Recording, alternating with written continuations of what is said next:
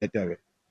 কেশবপুরীর একজন জনপ্রিয় একজন নেতা ছিলেন আবু বক্কর আবু। তার নির্বাচন করতে যে তিনি গুম হয়ে আহ, হত্যা করা হয় তাকে, সেই বিচারটা এখনো তার পরিবার এখনো পর্যন্ত পায়নি। এবং এই বিচারের প্রক্রিয়া এখনো তো আপনাদের দল সরকার গঠন করেছে, সেক্ষেত্রে এতদিন তো একভাবে ছিল, আর এখন কোন পর্যায়ে আছে, বা এই বিচারটা আদৌ কি তার পরিবার পাবে কিনা বা আপনারাও পাবেন কিনা? একটা গুরুত্বপূর্ণ একটা প্রশ্ন করেছেন। আসলে আমাদের প্রয়াত নেতা আবু বক্কর আবু,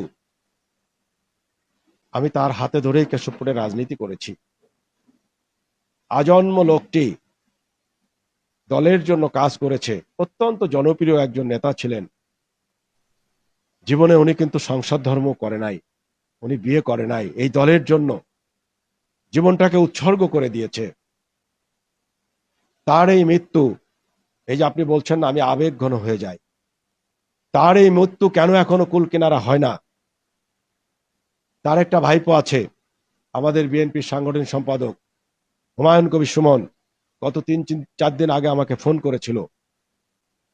আমি তার সাথে কথা বললাম, আমি একটা খোঁজ খবর নিলাম যে মামলাটা কোথায় আছে।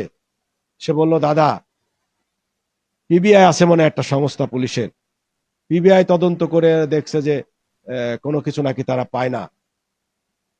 তা এটা বিশেষ করে মনে হয় কেরানীগঞ্জ থানায় কোথায় মামলাটার আয়ু, মনে হয় ওখানে। আমাকে বলল দাদা, ওরা উল্টো আমাকে ধমক দেয়, যেটা তদন্ত তো হয়েছে, আবার আপনি এটা কেন করেন?